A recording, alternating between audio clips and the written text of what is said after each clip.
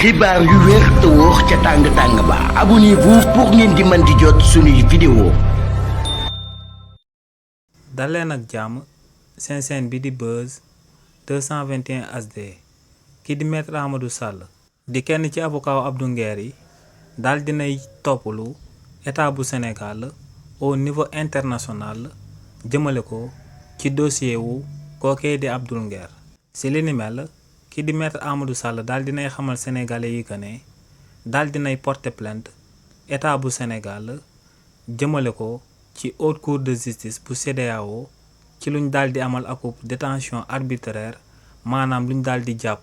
kookee di Abdou Nguer te teguñ ko ci dëgg teguñ ko ci yoon ci réewu Sénégal te ne li ni mel dina ko daal di porter ci haute cour de justice bu nekk ci CEDEAO daal di fay dem daal di fay layool client bii di Abdou Nguer ngir ñu daal di koy may akub liberté ci réewu Sénégal ndax ne kookee dañ ko tooñ ba noppi daal di koy tëj. ci fàttaliku rek kii di Abdou Nguer ci semaine bi ñu génn jëlee woon nañ ko ci kaso ba mu nekk ci Rëbës